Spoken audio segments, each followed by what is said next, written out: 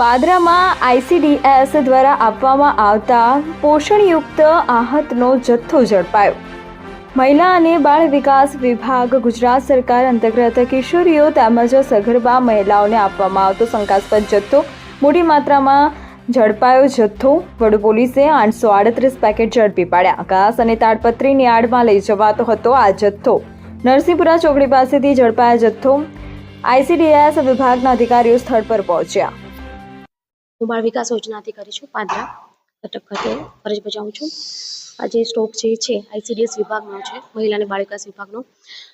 ગઈકાલે રાત્રે વડુ police station દ્વારા જે તપાસ હાથ ધરાઈ હતી, રેન્ડમ ચેક કરતા હતા, તેઓ દ્વારા એ લોકોને એક ગાડીમાં સ્ટોક મળેલો છે અને અત્યારે અહીંયા વડુ પોલીસ સ્ટેશન પર આ સ્ટોક લાવેલો છે। મહિલા અને બાળ વિકાસ વિભાગનો આ સ્ટોક હોવાથી અહીંયા મને તપાસ માટે અહેવાલ આપ્યો છે કે ભાઈ આ ક્યાંનો સ્ટોક છે, કેવી રીતના છે, એ હજી તપાસની વસ્તુ છે।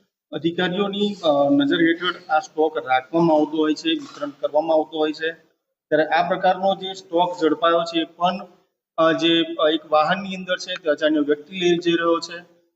અધિકારીઓ દ્વારા કોઈ પણ પ્રકારની કાળજી લેવામાં આવે છે ખરી?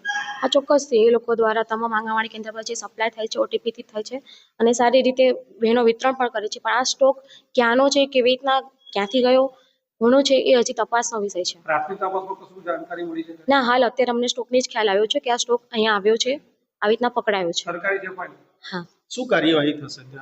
પોલીસ ફરિયાદ થયેલી છે અને આના રિલેટેડ તપાસ આગળ થશે ત્યાર પછી ખ્યાલ આવશે કે કોણ છે આની અંદર જેણે આ સ્ટોક લીધો છે અને વેચવાનો પ્રયત્ન કર્યો છે।